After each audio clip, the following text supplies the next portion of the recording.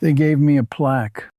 After 42 years of running that store, they gave me a plaque, a handshake, and a card signed by people whose last names I had to read twice to remember. I stood there holding it, this wooden rectangle with my name on it, and I smiled for the photos. And then I drove home, alone. Nobody told me that the hardest part of retirement wasn't the money. Nobody told me that the hardest part was walking into a house on a Tuesday morning with nowhere to be. I'm Bob Hayes. I'm 82 years old. I ran Hayes Hardware in Cleveland, Ohio from 1971 until I sold it in 2013. 42 years. And I want to tell you something today that I wish someone had sat me down and told me the year before I retired. Because I had the money figured out. Or I thought I did. What I didn't have figured out was everything else. Let me go back to the beginning. I opened Hayes Hardware in March of 1971. I was 29 years old. I had $11,000 saved, a lease on a storefront on Lorraine Avenue, and a wife named Margaret who believed in me more than I believed in myself. She used to say, "Bob, you know more about hardware than anyone I've ever met. Somebody's going to pay you for that." And somebody did. 30 years of somebody's. The store grew. We expanded into the big building on the corner in 1988. I hired my first full-time employee in 1979. By 2000, I had 11 people working for me. It was never a huge operation, but it was mine. Every morning I got up at 5:30. I was at the store by 6:15. I knew where every bolt, every hinge, every length of copper pipe was. I knew which customers needed help and which ones just wanted to be left alone. That store was as much a part of me as my own hands. So in 2010, when I started thinking seriously about selling, I did what I always did when I had a big decision to make. I sat down with the numbers. The numbers looked fine. We had the house paid off. Margaret and I had retirement accounts. The sale of the business would add a significant sum on top of that. Social Security was coming.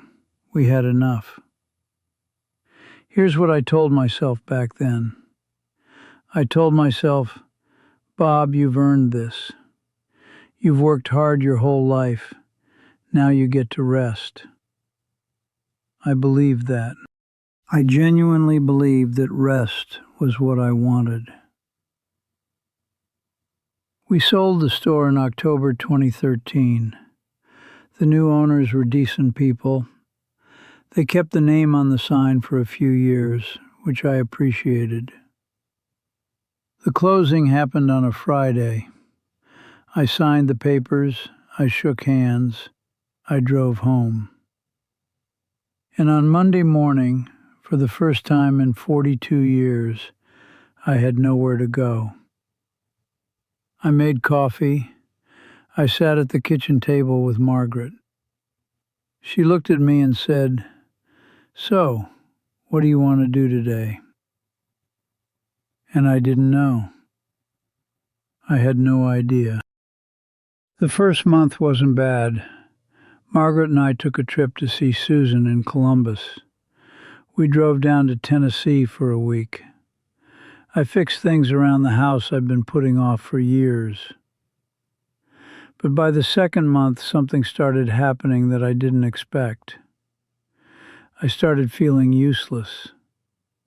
Not depressed exactly, not sad, just hollow. Like someone had unplugged something. I'd been the guy people came to for answers for 4 decades. Customers, employees, suppliers, They all came to Bob when they had a problem. If the plumbing section wasn't moving, they came to Bob. If a customer was difficult, Bob handled it. If a vendor was short on inventory, Bob made the calls. And then one day, nobody needed Bob anymore. That's a strange feeling. I don't think I understood how much of my identity was wrapped up in that store until it was gone. And here's what nobody tells you about that. Nobody tells you that the money doesn't fix it. I had enough money. We weren't worried about paying the bills. The retirement was financially solid. But money cannot give you a reason to get up in the morning. Money cannot replace the feeling of walking into a place where people know your name and need what you know. I thought those things would just appear. I thought retirement was a reward, and that the reward would feel like a reward. It didn't. By spring of 2014, 6 months into retirement, I started waking up at 2 in the morning. Not from nightmares, not from pain, just blank, alert, eyes open in the dark. I'd lie there thinking about nothing in particular, or I'd replay old arguments from the store, or I'd run through the inventory in my head. Aisle 7, left side, fasteners. Margaret noticed. She always noticed.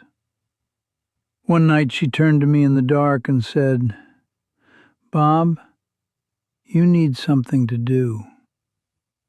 Not as a question, as a statement. She knew me better than I knew myself. I tried things. I joined a golf group at the club 2 miles from the house. I went 4 times and then stopped going. Nothing against golf. It just felt like passing time. I volunteered at the library for a while, sorting books, helping with their reorganization project. That was better, but it wasn't enough.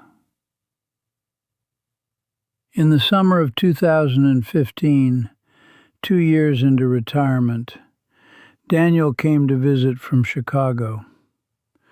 My son Daniel, who was around 50 at that point. We were sitting on the back porch one evening and he said something I wasn't expecting. He said, "Dad, do you ever think about consulting, teaching people what you know?" I looked at him. I said, "Who would want to hear from me? I just ran a hardware store." He looked right back at me and said, "You ran a hardware store for 42 years in a city that went through the steel collapse, the recession of '81, 2 more recessions, the rise of the big box stores, and you survived all of it.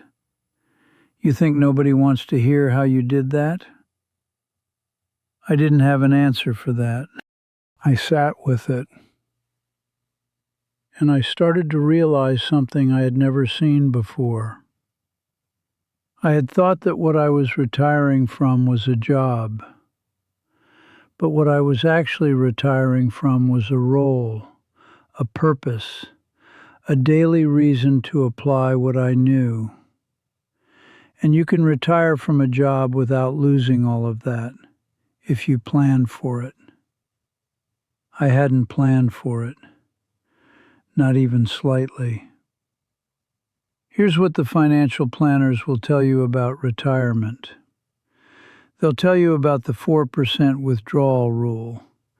They'll tell you about Roth conversions and Medicare supplements and Social Security claiming strategies. And all of that matters. I'm not saying it doesn't.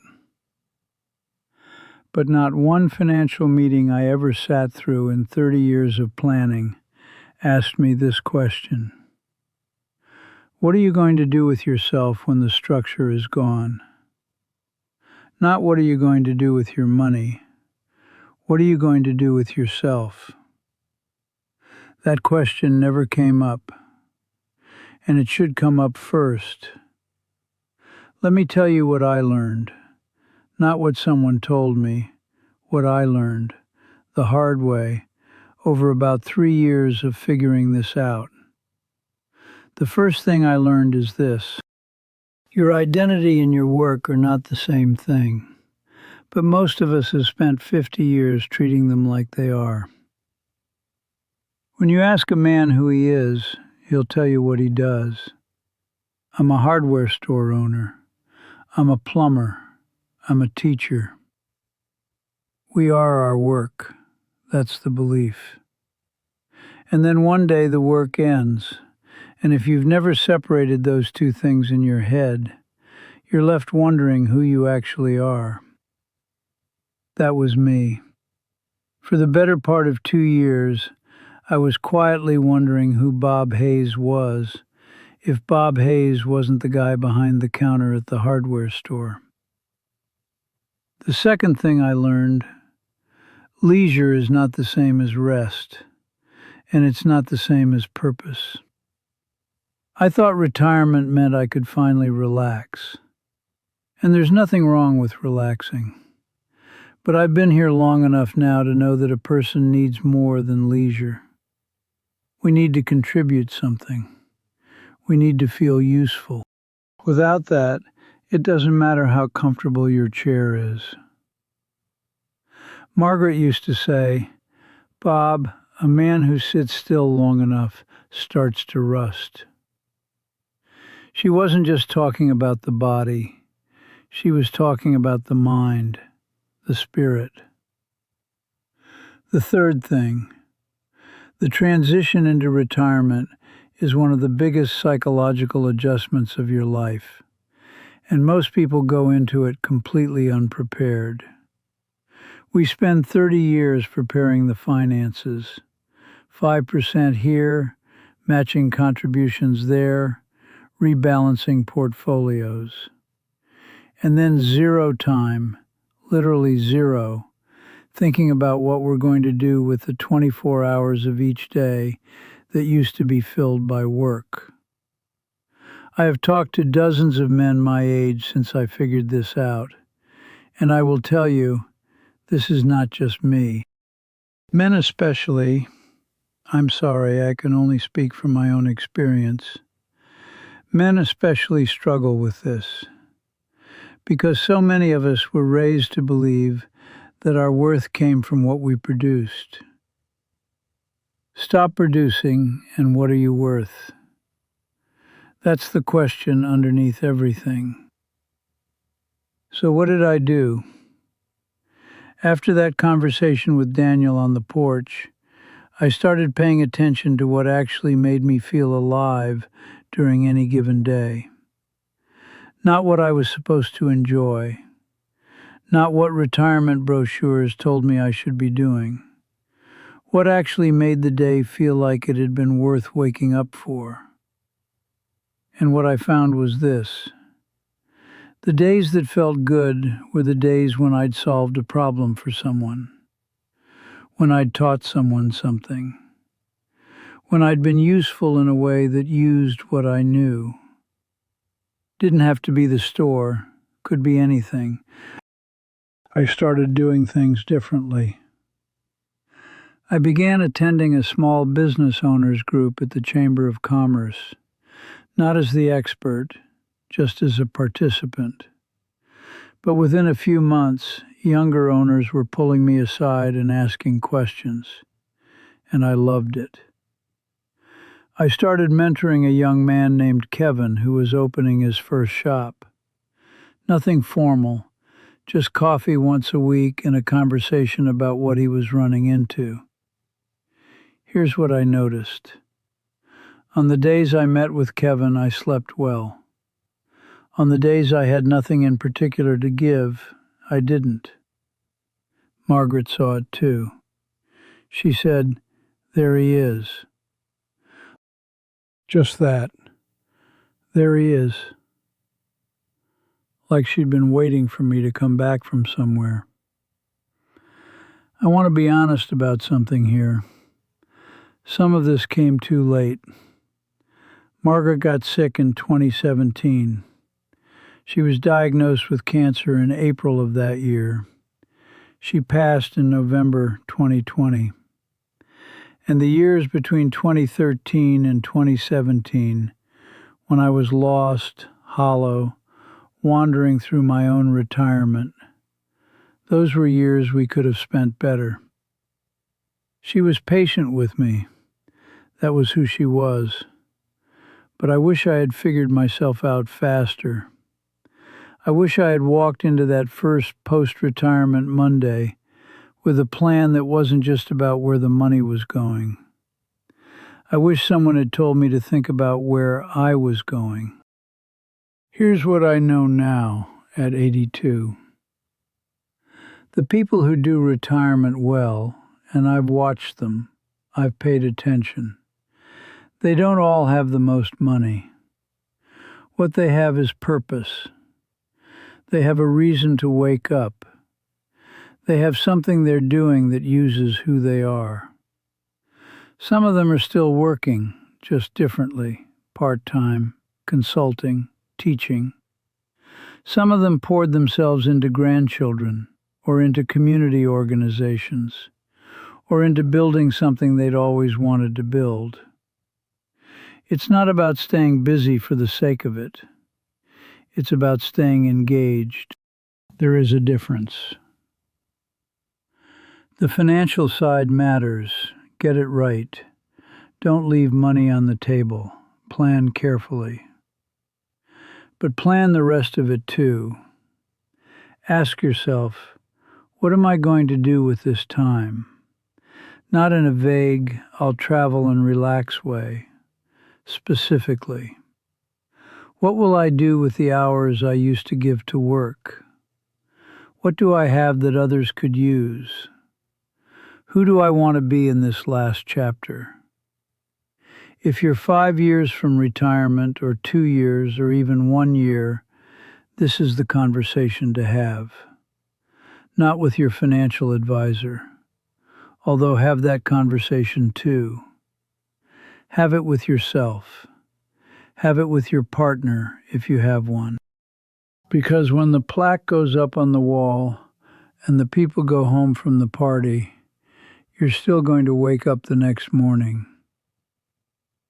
and the morning after that, and every morning after that for however many years you've got left.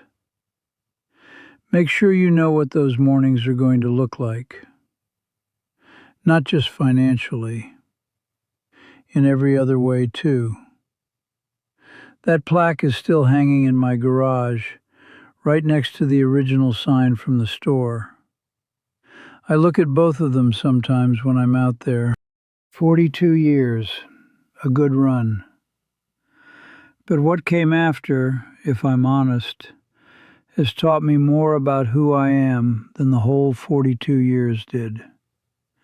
Because for the first time in my life, I had to figure out what I was without the work to define me. That's not easy. But it's worth doing.